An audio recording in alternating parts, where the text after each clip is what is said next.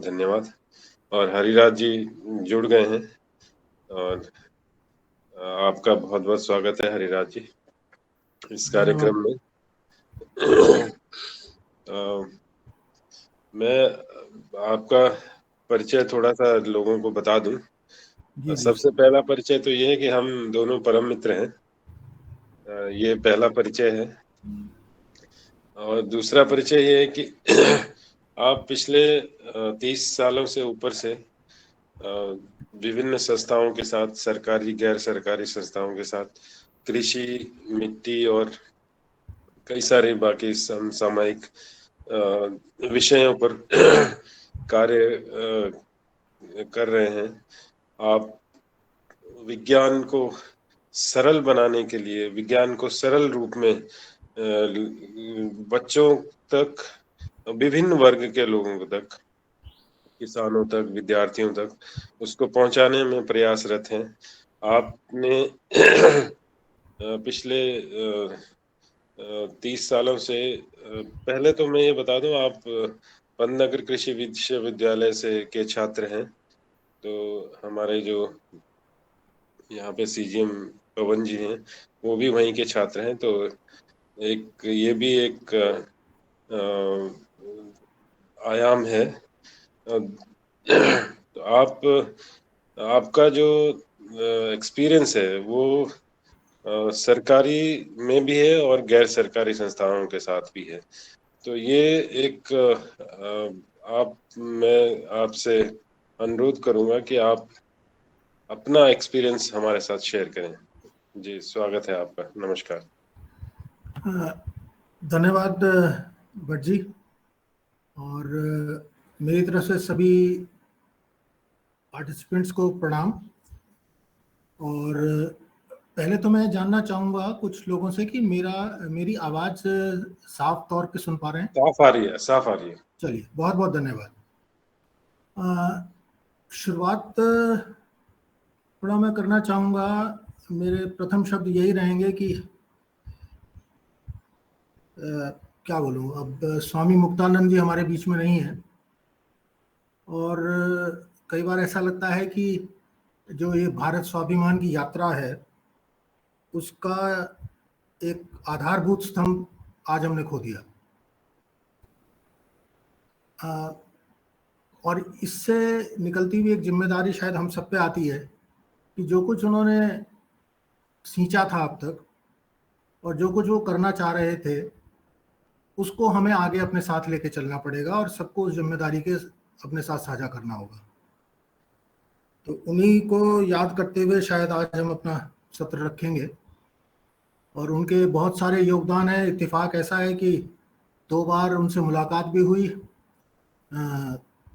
अगर मुझे याद ठीक पड़ रहा है तो फरवरी 2017 और फरवरी 2018, 2 बार जब मैं योगग्राम गया था 10-10 दिन के लिए, तो उनका अपनापन देखा कि किस तरह से वो पूरी चीज़ों को अपने साथ लेके चलते थे। और आते जाते लोगों से बात करना, सबके कुशल क्षेम का पता करना, कोई कमी हो तो उसके बारे में लोगों से पता करते रहना और उनमें सुधार करना। तो बहुत सारी चीज़ें थी उनकी।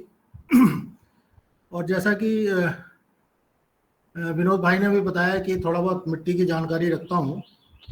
तो एक और बड़ा अच्छा इत्तेफाक है कि पता नहीं आप में से कितने लोग योगग्राम के बारे में जानते हैं, जो नेचुरोपैथी सेंटर है भादराबाद हरिद्वार में।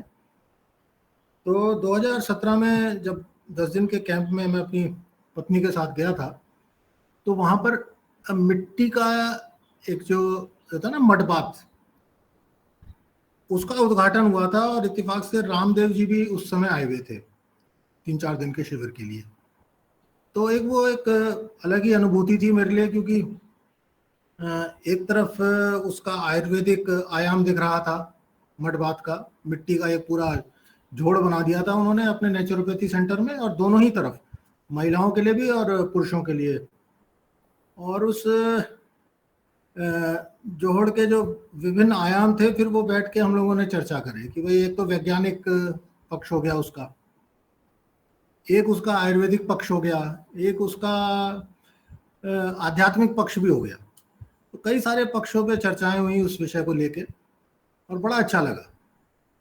तो ये सारी चीज़ें हैं, और कहीं ना कहीं ये सब चीज़ें एक दूसरे से जुड़ती चली जाती हैं। और अ, सबसे बड़ी दिक्कत आज के समाज में ये आ गई है कि हम हर चीज़ को खंडों में देखते हैं। अब मैं इसको कैसे समझाऊं कि जैसे पूरा हमारा कृषि तंत्र है, उसको हम शहरी तंत्र से अलग समझ के देखते हैं। कृषि तंत्र में भी जब हम जाते हैं तो उसमें जब हम जाते हैं तो अ, बड़ा दुख होता है कि हम खेती की ही बात करते रह जाते हैं। हम कभी जंगलों की बात नहीं कर पाते, हम कभी पानी की बात नहीं कर पाते, जंगली जानवरों का विषय हम नहीं उठा पाते, चिड़िया उसमें हमें दिखती नहीं है। अब इन सब चीज़ों को, और वहाँ उस बीच में जो छोटा सा एक गांव बसा हुआ है, चाहे नीचे की तरफ बसा है, अगर हम पहाड़ की बात करें, धार ऊपर पहाड़ की चोटी पे बसा है, या अगर प्लेन्स की बात करें मैदानी इलाकों में, तो कहीं वो नदी के तट पे है, कहीं थोड़ा हट के है ना। तो ये सारी चीज़ें बहुत ही और शायद दोष हम जैसे लोगों का, ये जो वैज्ञानिक वर्ग से आए हैं, कि वो जो हरित क्रांति के की आपाधापी में हम बहुत सारी चीज़ों को अपने साथ लेके नहीं चल पाए।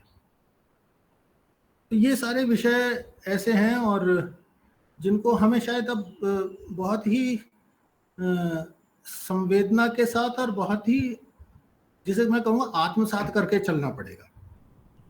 मैं यहाँ पर पहले ही थोड़ा रेखांकित कर दूं कि मैं ज़्यादा तकनीकी में नहीं जाना चाहता आज के इस सत्र में। चीज़ों को मैं बहुत ही एक जनरल तरीके से, सामान्य तरीके से, जो हम देख रहे हैं सामने, जो होता हमारे साथ हो रहा है, व्यवस्था कैसे चल रही है, कहाँ पर खामियां हैं, क्यों ये सब हो रहा है, तो ये सारी चीज़ों को मैं थोड़ा थोड़ा पकड़ बनाता चलूँगा और आप लोगों से साझा करूँगा। और थोड़ा विनोद जी, आपसे एक इनपुट चाहिए था मुझे कि हमारे पास कितना समय है इस सत्र के लिए, कितना समय हम दे समय सकते आप समय आपके पास, आप जब तक लेना चाहें, आप आधा घंटा। हैं? नहीं नहीं, नहीं नहीं, तो उसमें क्या होता है ना कि मैं चाह रहा था कि थोड़ा बहुत ही बोलूं मैं, ज़्यादा नहीं, और लोगों के जो प्रश्न हैं, है ना, लोगों के जो अपनी सोच है, उनके प्रश्न हैं, उनकी उनकी समझ भी है और उनकी चिंताएं भी हैं, उनको हम एक साथ साझा करें।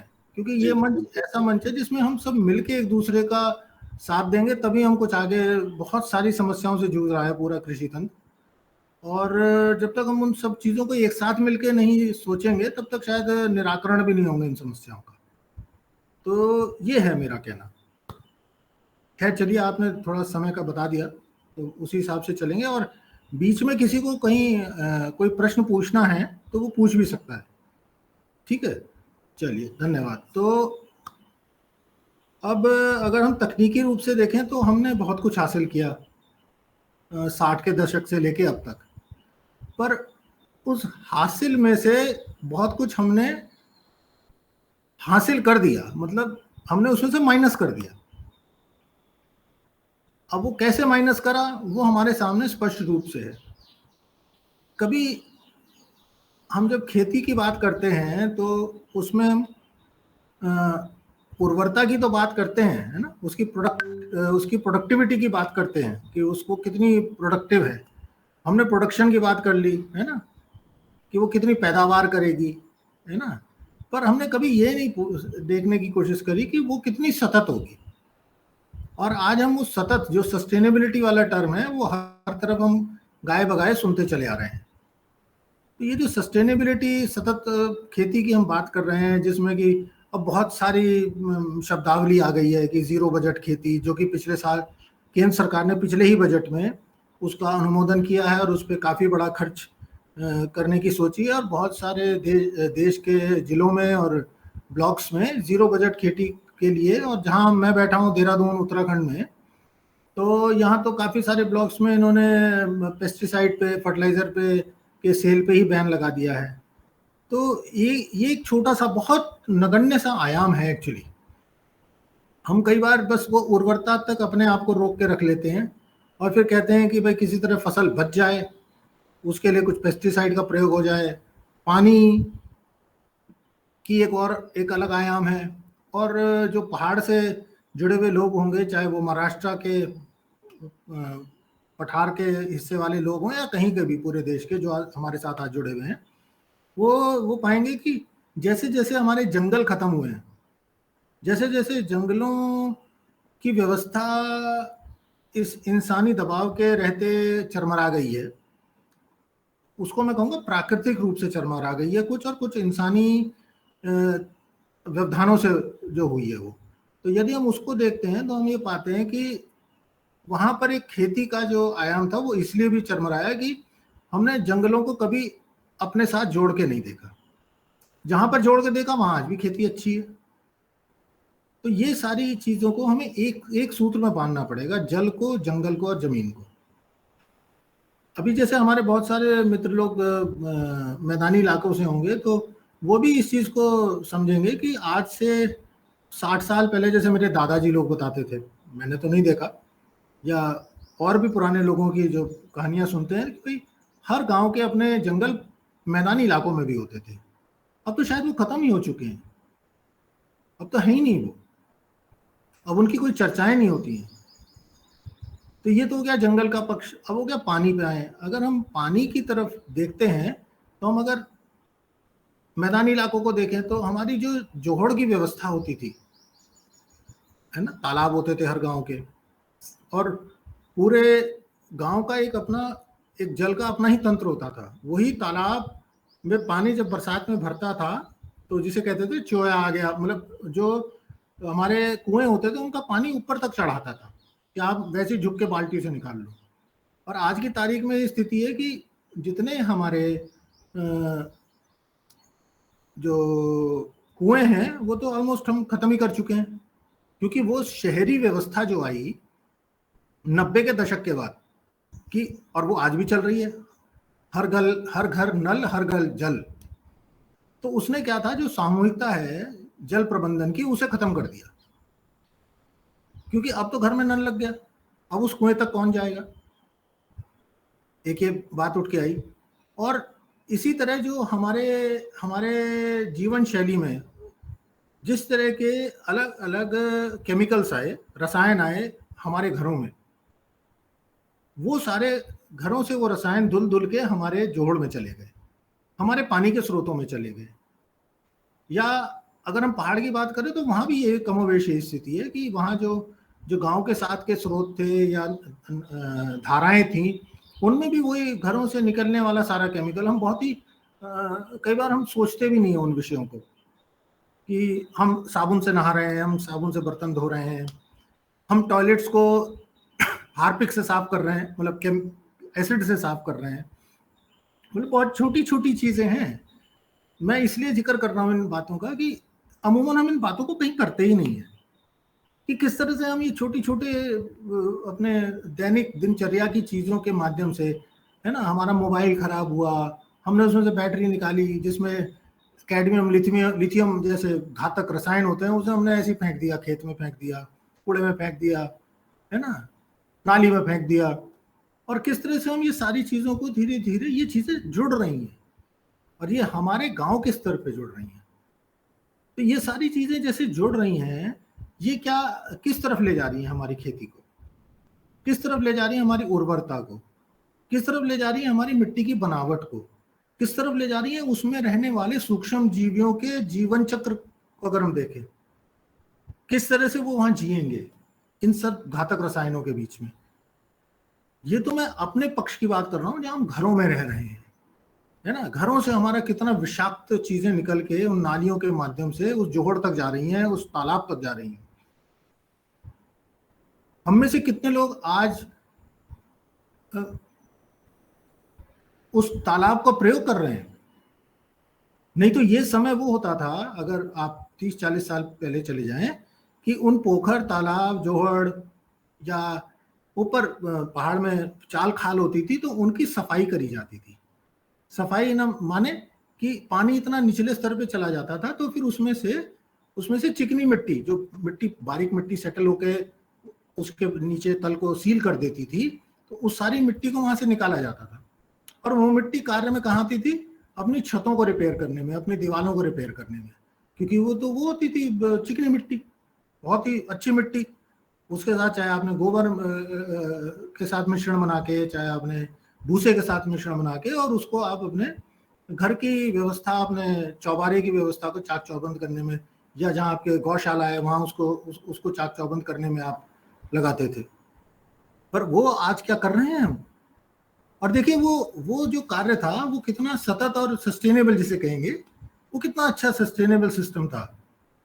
उसमें क्या था कि जब आप उसके सारी वहां से क्ले, चिकनी मिट्टी को उसकी तल से निकालेंगे तो उसके अंदर पानी बैठने की क्षमता बढ़ जाएगी। पहाड़ में बात करें चाल खाल की, और नीचे मैदानी इलाकों में पोखर, तालाब, जोहड़, जो भी हम उनको नाम दें, जो भी पानी का संग्रहण क्षेत्र होता था अपने गांव का, तो वो जब बरसात आने वाले समय में जब बरसात होगी तो क्या है कि वो पानी तेजी से उन तालाबों में नीचे बैठेगा, और वो पानी जब तेजी से तालाबों में नीचे बैठेगा तो उसका जल संचयन होगा। कहाँ होगा? वहीं उसी धरती में होगा, वहीं आपके उसी पारिस्थितिक तंत्र में। मैं इसीलिए पहले पानी के विषय को पकड़ रहा हूँ, क्योंकि आप सब आज की तारीख में सबने इंटरनेट पे पढ़ा हुआ है, सब यूट्यूब देखते हैं, सब अलग अलग चैनल्स, न्यूज चैनल्स देखते हैं, नेशनल ज्योग्राफिक सब देखते हैं, और सब यही पा रहे होंगे अलग अलग स्तर पे कि अगला विश्व युद्ध कहा जा रहा है कि वो पानी जैसे विषय पे होगा।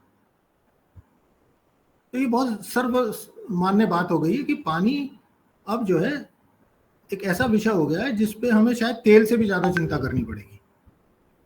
तेल की चिंता तो कमोबेश हमारी शिफ्ट हो गई है कि हम सोलर एनर्जी ले आएंगे, हाइड्रोजन एनर्जी ले आएंगे, पर अब पानी की व्यवस्था पे अगर हमने चर्चा अभी से शुरू नहीं करी तो शायद हम आने वाले समय में सामाजिक झगड़ों को एक ऊंचे स्तर तक जाता हुआ देखेंगे।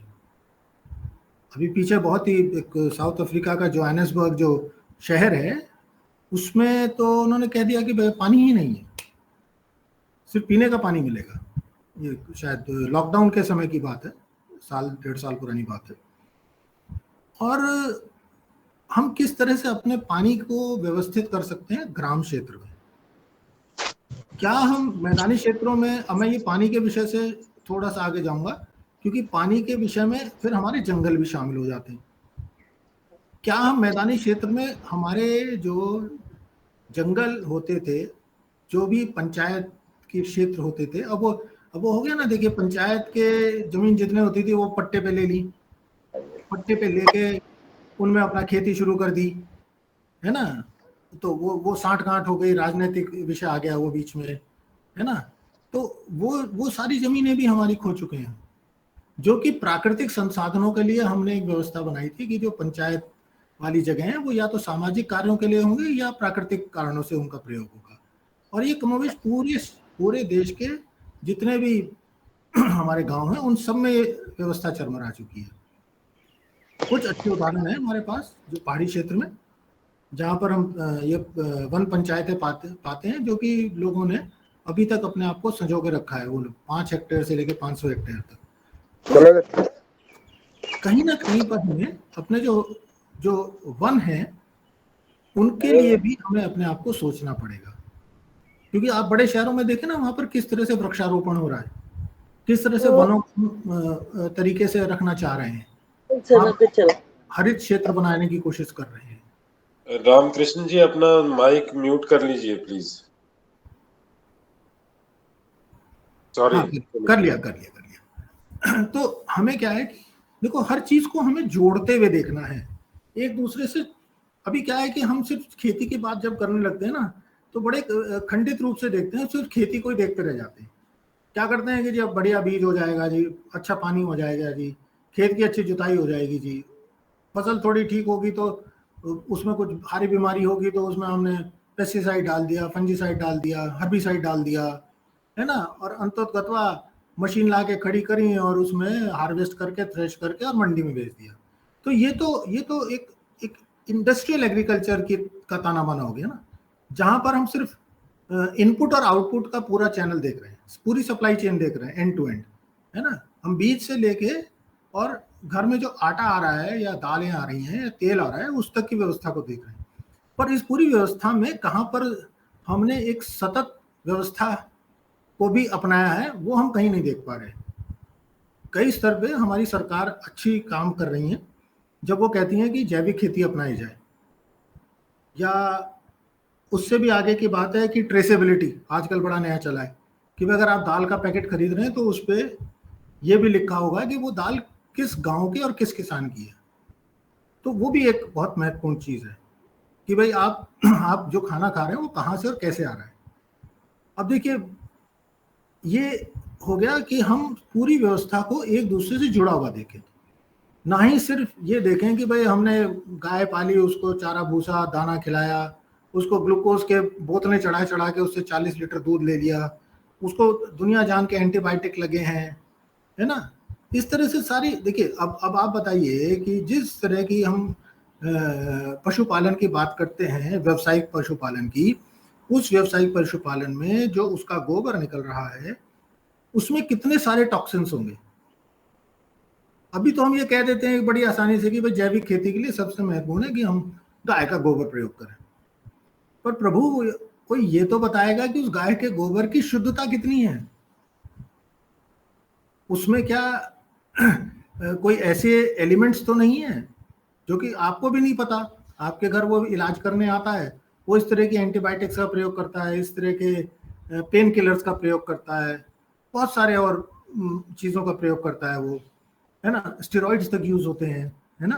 तो वो सारी चीज़ें, और फिर जिस तरह का भोजन दिया जा रहा है उसको, वो भी फैक्ट्री से बन के आने लगा इत्तेफाक से। जितने भी हम फीड्स को कहते हैं ना कि भाई एनर्जी फीड्स दिए जाते हैं उनको, है ना, वो सारी चीज़ें वहाँ से आ रही हैं। अब वो सब खाने के बाद, है ना, मैं अब उस पक्ष में नहीं जा रहा हूँ कि बहुत सारी गाय तो गाँव का ही पॉलीथीन खा रही हैं, और कि आज की तारीख में मनुष्य के खून में भी प्लास्टिक के पार्टिकल मिल गए। अब वो प्लास्टिक के पार्टिकल, अब तक तो हम यही कहते थे कि वो प्लास्टिक के पार्टिकल क्या कहते थे, माँ के दूध में बहुत सारे पेस्टिसाइड दिख रहे हैं, है ना। अभी तो पता लगेगा थोड़े दिनों में हमें कि माँ के दूध के माध्यम से वो प्लास्टिक का पार्टिकल नवजात के शरीर में चला गया। मैं वाकई में मैं जब बोल रहा हूं तो मैं डराना चाह रहा हूं आप सबको, क्योंकि हम बहुत गैर जिम्मेदार हो चुके हैं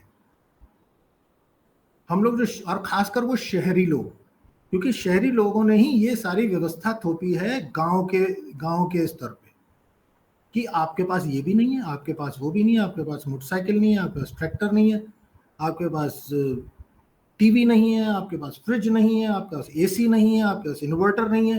देखिए कितनी लंबी फहरिस्त हमने उनके लिए खड़ी कर दी, और अंत में क्या करा, हमने इस पूरी व्यवस्था के माध्यम से उनका सुकून छीन लिया। तो ये सारी चीजों को हमें कहीं ना कहीं, मुझे पता है क्योंकि मैं पीछे कुछ देख रहा था, चर्चाएं जो हुई हैं उनमें मिट्टी के बारे में आपको बताया गया, खेती के बारे में आपको बताया गया, बीज के बारे में।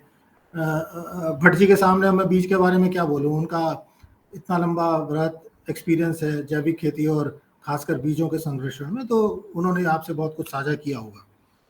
पर मैं उस समग्रता तो लाना चाहता हूं केंद्र बिंदु पे कि हम आखिरकार ये पूरी जो व्यवस्था है इसको हम कहां पर लाके टेकना चाहते हैं। जल हमने छोड़ा नहीं, जंगल हमने खत्म कर दिए, ठीक है साहब। अब आते हैं मिट्टी पे। अब ये जंगलों का प्रभाव मिट्टी पे भी पड़ता है और जल का प्रभाव भी मिट्टी पे पड़ता है। पहाड़ी इलाकों में जब जंगल कटेंगे और बारिशें का पानी उस तरह से वो रोक नहीं पाएंगे, तो मिट्टी का कटान होगा, पत्थरों का ढुलान होगा वहां से पानी के माध्यम से, और नीचे बाढ़ आएंगी, है ना, और रेत की भरमार हो जाएगी हमारी जो मिट्टी की खेत है सारे। अब देखिए जहां रेत बढ़ता चला जाएगा वहां दो तरह की बातें, एक तो सफेद रेत और एक पीला रेत, है ना। अगर ये सफेद रेत बढ़ता चला जाएगा तो हमारी पैदावार पे असर डालेगा, है ना। पीले रेत की बात नहीं कर रहा, जो छन छन के आता है, जो सिल्ट के नाम से भी जाना जाता है ना।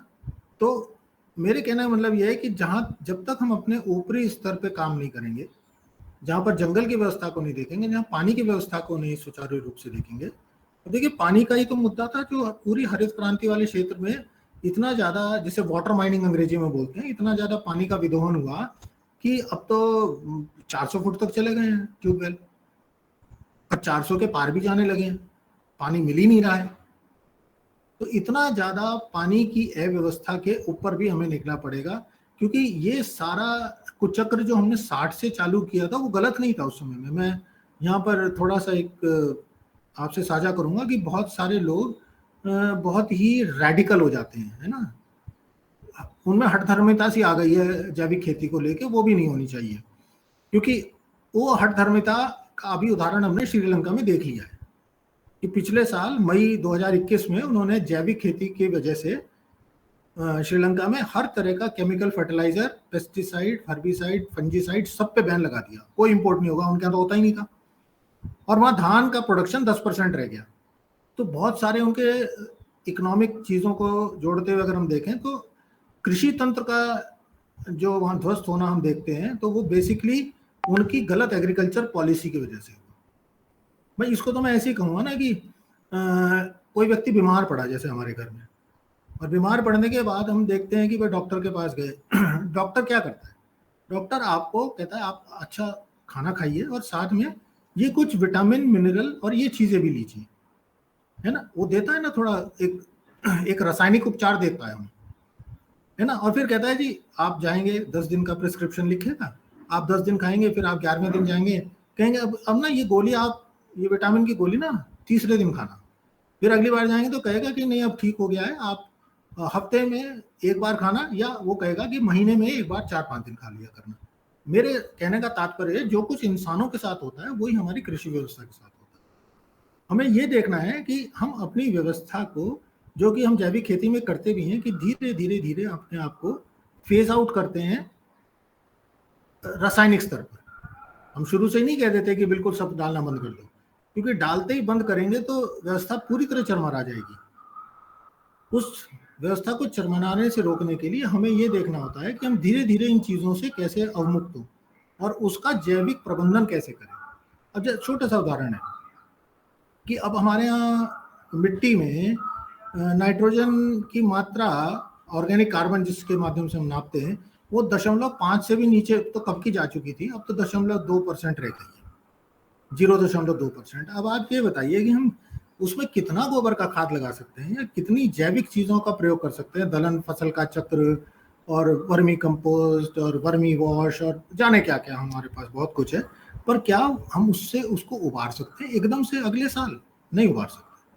तो हमें क्या करना है, इन चीजों को धीरे धीरे बढ़ाना है जितना बढ़ा सकते हैं, और धीरे धीरे और रासायनिक पक्षों को घटाना है। ये एक महत्वपूर्ण विषय है जो कमोबेश कहीं कोई बात ही नहीं करता है। और मैं ज्यादा करके सामान्य तरीके से सारी व्यवस्था पे इसलिए बात भी कर रहा हूँ कि कृषि कोई ऐसी चीज नहीं है कि जो हरिराज सिंह यहाँ से बैठ के एक ऐसी बात बोले और वो सारी समस्याएं सुलझ जाए, क्योंकि हर गांव का परिवेश अलग है और उस हर गांव के परिवेश के अंदर उसकी पानी की व्यवस्था अलग है, उसकी मिट्टी की व्यवस्था अलग है, उसके जंगलों की व्यवस्था अलग है, वहाँ के रीति रिवाज अलग हैं, वहाँ का खान पान अलग है, सारी व्यवस्था हर गांव क्षेत्र के हिसाब से अलग है। तो हमें क्या करना है, हमें ये करना है कि वहाँ पर जाके उन समस्याओं को समाधान की तरफ ले जाना है, ना कि ब्लॉक स्तर पे हमने कोई घोषणाएं कर दी, चाहे जिले के स्तर पे हमने घोषणाएं कर दी कि ऐसे करने से पानी ठीक हो जाएगा, ऐसे करने से मिट्टी में उर्वरता आ जाएगी, ऐसे करने से जंगल वापस ठीक हो जाएंगे। नहीं, ये सारी चीजें, ये धारणाएं बिल्कुल गलत हैं और मैं इनके साथ कभी भी अपने आप को साझा नहीं करता। महत्वपूर्ण बात यह है कि जहां पर भी हम जुड़ सकें, ग्राम स्तर पे जुड़े, ग्राम स्तर पे चिंतन करें, ग्राम समाज उन चीजों को एक्सपर्ट्स तक ले जाए, जो विशेषज्ञ लोग हैं उन तक ले जाए, और वो फिर वो, और ये बहुत अच्छे व्यवस्था है हमारे पास कृषि विज्ञान केंद्र के रूप में, पूरे देश में कृषि विज्ञान केंद्र है। पर समस्या क्या है कि वहां तक हमारी पहुंच नहीं होती, कई बार हम लोग जाते नहीं, या यूँ कहिए कि वो ताना बाना कुछ बिगड़ सा गया है, कुछ टूट सा गया है। जब तक वो हरित क्रांति के लिए लोग भाग दौड़ कर रहे थे तब तक तो ये ताना बाना बहुत अच्छा बना रहा, पर अब जब से हम जैविक खेती की तरफ पहुंचे तो शायद उसमें और सारी खामियां हमें होती हुई दिखाई दे रही हैं, और वो उनके लिए अब हमें आगे बढ़ के सोचना पड़ेगा, दोनों को मिलके। और इसीलिए एक नया फार्म फील्ड स्कूल वाला कंसेप्ट आया था कि अब जो है जहाँ गांव है, जहाँ खेत है, वहीं पर चीज़ों को समझा जाए और वहीं पर उनको बेहतर करा जाए। तो ये बहुत ज़रूरी है। अब हम उससे आगे बढ़ें जो हमारी अभी की व्यवस्था है कि भाई कोई समस्या होगी तो वो कृषि विश्वविद्यालय तक जाएगी, वो वहाँ का आपका डिस्ट्रिक्ट एग्रीकल्चर हॉर्टिकल्चर ऑफिसर उन समस्याओं को लेके फिर वो केवीके जाएगा, केवीके वाले वैज्ञानिकों को बोलेंगे, फिर उनकी टीम आएगी वहाँ देखेगी। नहीं, अब हमें इससे आगे बढ़ना है। ये हमें इससे आगे ऐसे बढ़ना है कि हम सारी समस्याओं का हल तात्कालिक रूप से वहीं के वहीं निकालें और उसके लिए हम वहीं पर प्रयोग करें जहां पर वो समस्याएं हैं। इसको मैं कई बार ऐसे भी कहता हूं कि भाई जब हम खुद बीमार पड़ते हैं या हमें स्वास्थ्य से संबंधी कुछ समस्या लगती है तो हम डॉक्टर के पास जाते तो हैं ना, और उससे हम अपनी समस्याओं का निराकरण करवाते हैं, है ना। पर कभी आप लोगों ने सोचा है कि ये शरीर तो हमारा है, 24 घंटे हमारे साथ रहता है? तो हमें अपनी समस्याओं को खुद क्यों नहीं पता चलता? उसका कारण है हम सब कुछ जान के भी बहुत कुछ चीजें इसलिए नहीं जानते कि हम उसके विशेषज्ञ नहीं। जब हम किसी डॉक्टर के पास जाते हैं जो पिछले 30 साल से 20 साल से ऐसे ही मरीज देख रहा है, जो पेट के रोगी देख रहा है, जो फेफड़ों के रोगी देख रहा है, जो हमारे अम्ल जहाँ से निकलता है, लिवर के रोगी देख रहा है ना, ये सारे वो उसको उस चीज का गहरा गहन ज्ञान हो गया है। ऐसा नहीं कि वो आपके शरीर को अच्छी तरह से जानता है, पर वो क्योंकि उसका अभ्यास उन चीजों को लेके इतना हो गया है तो वो उन सबको अच्छे से पकड़ लेता है और उन समस्याओं का निराकरण कर देता है। इसी तरह हमारा कृषि विशेषज्ञों का रोल आता है। वो ऐसा कुछ नहीं है कि वो बहुत बड़े खेती करने वाले, किसानी करने वाले लोग हैं, नहीं। वो ये है कि उन्होंने उस तरह की समस्याओं को बहुत सारे गांव में जाके देखा, बहुत सारे प्रदेशों में देखा, जिलों में देखा, तब उनको ये समझ में आता है कि ये समस्या के पीछे एक कारण वो ढूंढते हैं और उस पर गहन अध्ययन करते हैं और वहां से उन समस्याओं का निराकरण होता है। तो यहाँ पर हमारा रोल आता है कि हम वहां पर जाएं, लोगों के बीच में बैठें, उनसे बातचीत करें और उसमें से उन समस्याओं का हल वहीं के वहीं निकालें। वो फिर कुछ भी हो सकती है।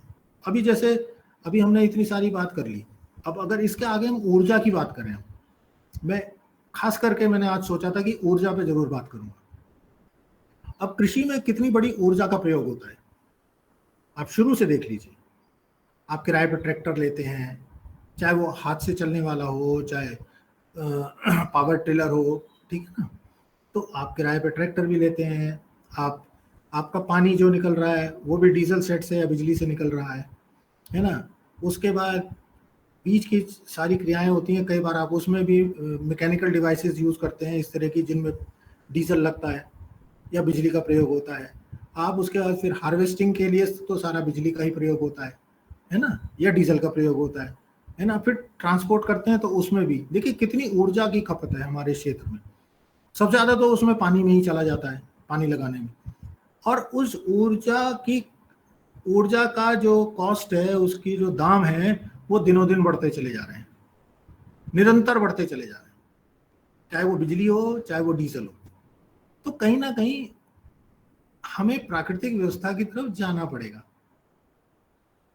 जब आप पुराना समय याद करें, क्योंकि काफी सारे लोग हमारे ऐसे होंगे जो उस समय को आज भी याद रख सकते हैं और उन्होंने देखा भी होगा बचपन में कि हमारी जो ऊर्जा पे खपत थी वो कितनी कम थी।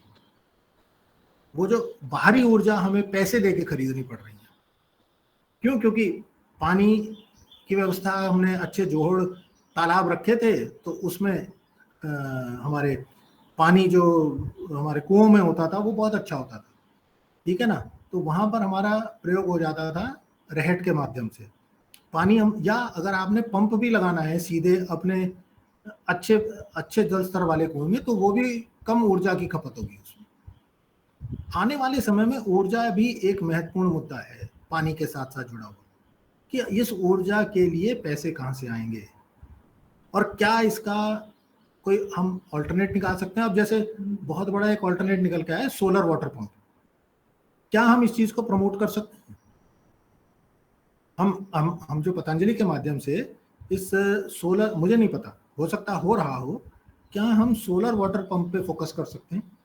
बहुत अच्छे डिजाइन आ गए हैं जिनके माध्यम से हम पानी के जो उठाने की कॉस्ट है और उसके ट्रांसपोर्ट की कॉस्ट है उसको हम घटा सकते हैं, है ना। तो इस पे हम विचार करें, क्योंकि ऊर्जा आने वाले समय में एक बहुत बड़ी समस्या खड़ी होने जा रही है ऊर्जा को लेकर। आप अभी देख लीजिए किस स्तर पे हम पहुंच गए हैं। बिजली के दाम हर तरफ बढ़ रहे हैं, क्योंकि हमारी 70% ऊर्जा कोयला आधारित है और वो बढ़ती ही चली जाएगी, है ना। इसी तरह डीजल के दाम, क्योंकि वो भी हम सारा बाहर से मंगाते हैं और ये धीरे धीरे कम ही हो रहा है। तो हमें वैकल्पिक ऊर्जा की तरफ तो जाना ही जाना पड़ेगा। और वैकल्पिक ऊर्जा में सोलर एक अच्छा माध्यम है जिसपे हम जाएं, नंबर 1।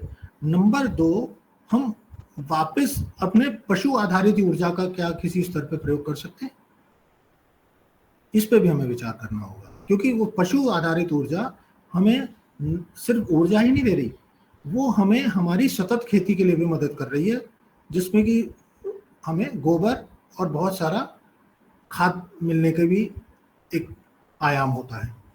और हाँ, एक आयाम और है कि वो भी एक राजनीतिक विषय हो गया है वैसे तो, क्योंकि अल्टीमेटली वो जो ऊर्जा हमें देता है उसके बाद फिर अगर हम उस पशु को आगे की तरफ ले जाएं तो वो बहुत कुछ हमें जब उसका शरीर खत्म होता है तो उससे और भी बहुत कुछ चीज़ें मिलती हैं। मैं इसलिए कहना चाह रहा हूँ इस बात को कि बहुत ही कम लोगों को ये पता होगा कि जो हमारी रासायनिक खेती का दौर 17वीं शताब्दी में शुरू हुआ था वो वहीं से शुरू हुआ था।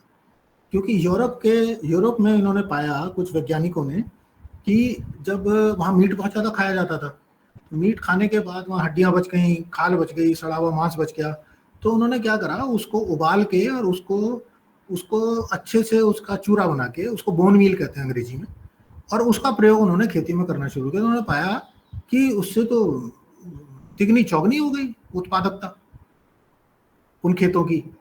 तो जो हमारी शुरुआत हुई थी वो वहां से शुरुआत हुई थी। कालांतर में फिर वो रासायनिक चीजें द्वितीय विश्व युद्ध के बाद आई, जिस तरह से वो फैक्ट्रियां बेकार पड़ गई जहाँ पर विस्फोटक सामग्रियां बनती थी, बम बनते थे, तो उनकी जो व्यवस्थाएं थी उनको उन्होंने नाइट्रोजन फर्टिलाइजर की तरफ मोड़ दिया। तो ये सारी चीजें चलती रही। अब वो पुरानी चीजों को हम गाएं, उनके ऊपर कहें कि उन्होंने गलत किया, उन्होंने सही करा, ऐसा नहीं होता वैसा नहीं होता। एक बात को हमें मानना पड़ेगा कि अगर वो हरित क्रांति ना होती तो शायद मैं और आप ये बात भी ना कर रहे होते, क्योंकि उस हरित क्रांति के माध्यम से ही हम अपने आप को देश के रूप में सहेज पाए। नहीं तो हमें कोई भी किसी भी बात पे कुछ भी कहने को तैयार था। अमेरिका उनमें सबसे अग्रणी था कि हमसे कुछ भी करवा लेता था। खैर, उसके पीछे हमारे वैज्ञानिकों ने बहुत मेहनत करी है, पर हाँ, हमें उससे आगे बढ़ने की जरूरत है। हमसे गलती हुई 80 के दशक में, 80 से 90 के बीच में हमने सोचा any society which rest on its success is bound to fail. आप अगर अपनी जो सक्सेस स्टोरीज हैं, आपकी जो आगे बढ़ने की नियति है, अगर उस पर आप एक वक्त आके चुपचाप बैठ जाते हैं, है ना, तो आप फिर आगे बढ़ नहीं पाते हैं और आपकी व्यवस्थाएं फिर चरमराने लगती हैं। तो इसीलिए हमें इन चर्चाओं को वापस लाना पड़ेगा। और अंत में मैं एक ही बात बोलना चाहूँगा कि जो गांव में समाज था उसको वापस चौपाल पे लाना पड़ेगा, पंचायत भवन में लाना पड़ेगा। अभी आपने सबने देखा होगा कि किस तरह से गेहूं को लेके मारामारी हो रही है ना, कि 110 मिलियन टन, 15 मिलियन टन बोला था, वो 95 मिलियन टन ही हो पाएगा, क्योंकि मार्च अप्रैल में गर्मी आ गई, गेहूं में से हवा निकल गई, है ना, दाना छोटा पड़ गया, है ना, तो कैसे वो एकदम से कम हो गया। अब लोगों को तो दिख रहा है कि 2200, 2300, 2500 रुपये क्विंटल तक भी गेहूं बिक रहा है, पर लोगों को ये नहीं समझ में आ रहा, शहरी लोगों को, कि वो 2500 बिक तो रहा है, पर उस बेचारे की 20 से 30% उपज भी तो कम हो गई है उस खेती और किसान की। और वो जो कम हो गई है वो उसको वहीं पर लाके खड़ा कर दे रही है, एकड़ पे, किल्ले पे, कट्ठे पे, नाली पे, जो वो पिछले साल था। ये वैश्विक समस्या इसी साल तो है ना, अगले साल तो नहीं होगी ये वैश्विक समस्या। तो हमारा किसान वहीं का वहीं ठगा रह गया। तो हमें क्या करना है कि अब हमें नियोजन की इकाई को बनाना है गांव, और इसमें पतंजलि का जहाँ तक मुझे पता है कि बहुत बड़ा रोल चल रहा है, कि जिसमें कि वो वहाँ के बीज को बचाने की बात करते हैं ग्राम स्तर पे, वहाँ पर उसकी उर्वरता, मिट्टी की उर्वरता बढ़ाने की बात करते हैं ग्राम स्तर पे, उसके विपणन की बात करते हैं, उसमें वैल्यू एडिशन की बात करते हैं कि उससे हम और बेहतर कैसे उसको चीज़ों को बेच सकें, है ना, कि भाई जैसे सब्जी हैं, फल हैं, उनका प्रसंस्करण करके हम उसको और अच्छे तरीके से नेटवर्क करके बेच सकें। तो मेरे कहने का मतलब है कि जब तक ये नियोजन की इकाई ग्राम स्तर पे नहीं होगी, और ग्राम स्तर पे भी ग्राम वासियों द्वारा नहीं होगी, देखिए, जब तक आपके गांव के स्तर पे गोलबंदी नहीं होगी अपने कृषि कार्य को लेके, आपको कस्बे में बैठा, ब्लॉक में बैठा, तहसील में बैठा, जिले में बैठा, या बड़े व्यापारी जितने जिस स्तर पे भी जो व्यापारी बैठे हैं, वो आपको ठगते रहेंगे। आपके पास कोई भी तरीका नहीं है उनके चंगुल से बचने का। इसलिए बहुत महत्वपूर्ण है कि हम ग्राम स्तर पे अपने आप को संगठित करें और अपने ग्राम कोष पे जाएं। अब वो कोष किस तरह का हो? वो बीज का भी कोष हो, वो हमारा पानी का भी कोष हो, वो हमारा अपने जंगल का भी कोष हो, हमारा दूध का भी कोष हो, हमारे चारे का भी कोष हो। देखिए कितनी सारी चीजें एकदम से सामने निकल के आई कि भाई ये सारे जो कोष हैं, ये अगर सुदृढ़ होंगे तभी शायद हमारा पूरा गांव की अर्थव्यवस्था एक एक एक सही दिशा में जा पाएगी।